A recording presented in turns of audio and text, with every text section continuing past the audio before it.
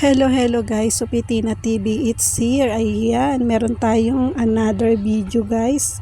Sa videong to, tuturuan ko kayo kung paano gumawa ng healthy drinks. Ito ang ating mga gagamitin, may apple at saka celery. At itong machine na to ang ginagamit ko guys. Kung wala naman kayong machine na ganyan, pwede nyo ring i-blender guys. Ayan, umpisahan natin. Una, i-on natin yung machine at lagay natin itong apple. Ayan. Diyan sa ilalim na yan, may gilingan na rin. At ang kailangan lang natin dyan, yung katas na pinitiga ng ating gilingan na machine.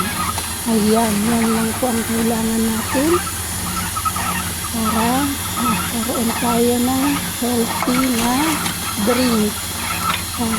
Maganda to sa katawan natin guys, ng apple sa celery.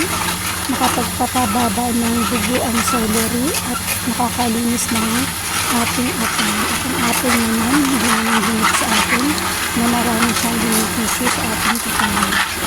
Ayan siya. Sinusunod ko ng celery guys. Ganyan lang siya kabilis at yung hindi natin kakainin. Ayan, dyan yung nilalabas.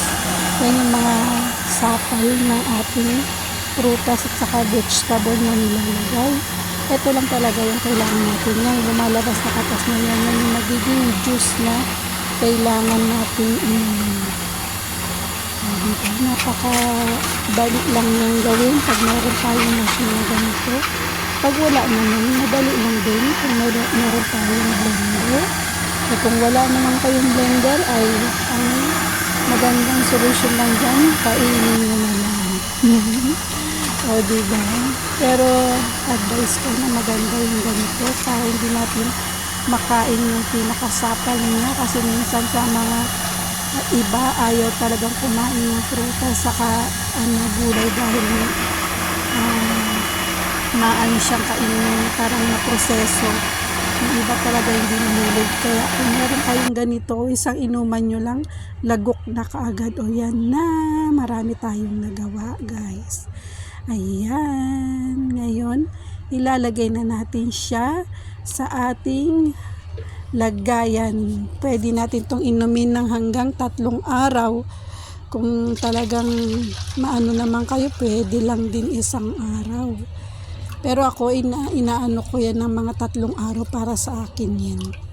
1 baso lang sa 1 araw ang ginagawa ko para makaano talaga ako ng sa katawan, madagdagan ng healthy na green.